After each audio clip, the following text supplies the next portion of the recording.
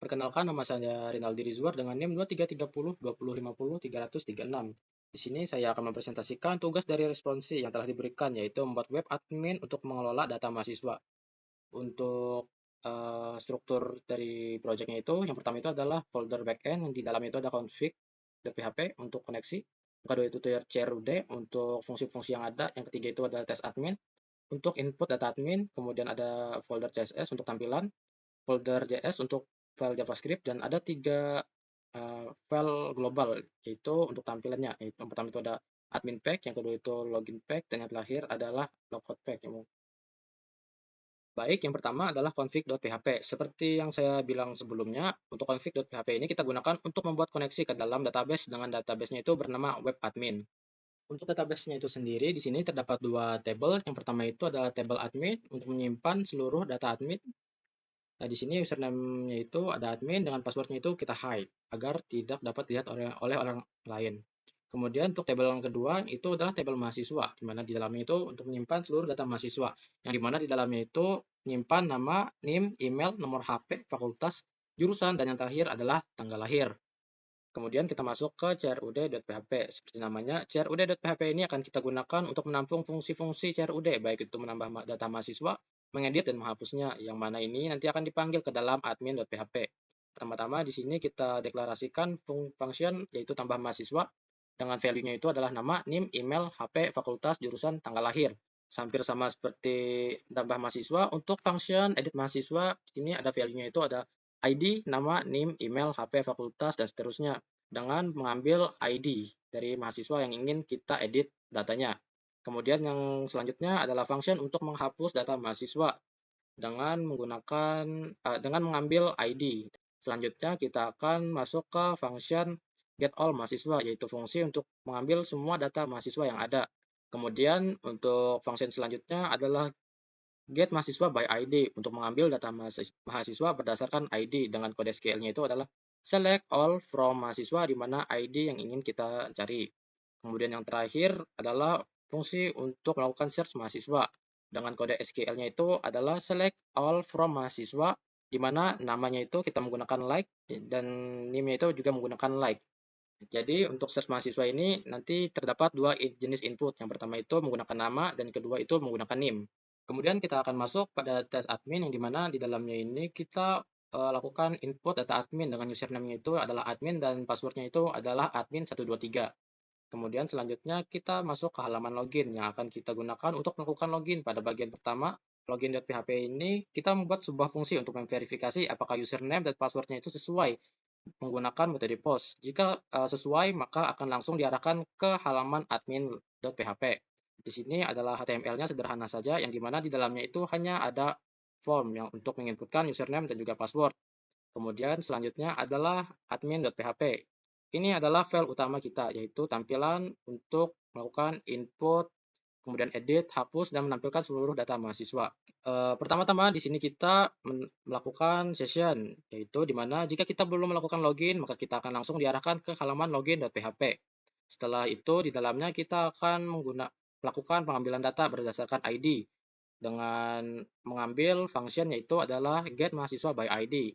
Kemudian di sini kita juga mengambil data ketika kita menggunakan search dengan mengambil fungsi yang ada pada crud.php ini tadi, yaitu search mahasiswa. Kemudian di sini kita dapat menangani permintaan post untuk melakukan tambah, edit, dan juga hapus mahasiswa dengan menggunakan function dari crud.php tadi. Yang pertama itu tambah mahasiswa dengan value-nya sebagai berikut dan seterusnya.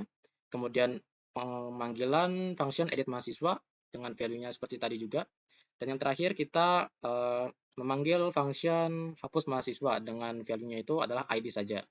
Kemudian yang terakhir di sini menampilkan seluruh data mahasiswa dengan function yang dipanggil itu adalah get all mahasiswa, yang akan disimpan pada variabel mahasiswa. Berikut adalah HTML-nya. Di sini terdapat dua bagian. Yang pertama itu adalah form untuk menginput data mahasiswa. Yang kedua itu adalah table untuk menampilkan seluruh data yang ada, baik itu ada nama, NIM, email, dan seterusnya, menggunakan isi dari variabel yang telah disimpan, yaitu variabel mahasiswa tadi. Yang bagian terakhir, di sini kita memanggil sebuah file JavaScript, yaitu script.js dari Kemudian kita akan masuk pada script.js yang mana ini akan menyimpan sebagian besar itu adalah Ajax dan juga beberapa validasi yang ada. Bagian pertama kita gunakan ketika kita mengklik edit pada salah satu data mahasiswa, itu akan mengubah isi formnya sesuai dengan data mahasiswa tersebut. Dan kita bisa melakukan edit tanpa mengubah dan merefresh halamannya. Kemudian yang kedua, itu ketika kita mengklik hapus pada salah satu data mahasiswa pada tabel, itu juga akan langsung menghapus data mahasiswa yang kita inginkan berdasarkan ID tanpa merefresh keseluruhan halamannya. Untuk live searching sendiri, kita gunakan Ajax. Setiap kali kita mengetik pada kolom search, itu akan langsung menampilkan data yang sesuai dengan input pada search, baik itu berupa nama ataupun name yang kita inputkan. Dan ini hanya akan mengupdate bagian table saja. Kemudian kita masuk pada bagian terakhir, yaitu kita melakukan batas input pada NIM dan nomor HP dengan batas penginputan NIM itu adalah 14 digit. Kemudian untuk nomor HP itu batas penginputannya itu adalah 13 digit. Kemudian kita masuk ke bagian validasi, di mana NIM itu hanya bisa kita isi dengan angka dan maksimal digitnya itu adalah 14 digit. Kemudian untuk nomor HP itu hanya berupa angka dan maksimal penginputannya itu adalah 13 digit. Kemudian untuk nama kita itu hanya boleh menginput huruf dan juga spasi saja. Selanjutnya kita coba demokan saja secara singkat. Di sini saya coba untuk langsung menembak ke admin.php. Tetapi tadi kita menggunakan session yang dimana artinya kita tidak bisa dapat langsung nembak ke admin karena kita belum melakukan login. Kita coba. Nah, dia tidak akan berhasil. Oleh karena itu kita perlu melakukan login. Di sini username-nya tadi itu adalah admin. Kemudian passwordnya itu tadi adalah admin 123. Coba login. Nah, ini adalah tampilannya. Yang pertama itu adalah kolom untuk melakukan search, yang kedua itu adalah form untuk melakukan input, yang ketiga adalah table dan juga beserta isi-isinya. Kita coba untuk input, misalnya Sibuan Nuraga. Kemudian NIM-nya itu kita coba buat 76. Emailnya itu sibuan@gmail.com. Nomor HP-nya itu 1212. Kemudian fakultasnya itu teknik, jurusannya teknik informatika, dan tanggal lahirnya itu misalnya hari ini biar tidak ribet. Coba tambah. Nah, dia akan langsung masuk tanpa merefresh secara keseluruhan halaman. Kemudian kita coba untuk edit, misalnya Teguh Setiawan. Nah, dia akan langsung masukkan data Teguh Setiawan itu ke dalam form karena kita menggunakan Ajax tadi. Kita coba edit namanya saja, misalnya jadi Teguh Heriansa. Kita coba simpan perubahan. Nah, dia juga akan langsung mengedit datanya tanpa merefresh secara keseluruhan. Kemudian kita coba hapus salah satu datanya, misalnya data ini, data nama saya. Kita coba hapus. Oke. Nah, di sini juga tanpa melakukan refresh secara keseluruhan. Kemudian kita akan coba melakukan searching menggunakan dua inputan, yaitu berdasarkan nama ataupun NIM. Kita coba nama dulu. Itu misalnya kita input Arya Bima. Arya Bima.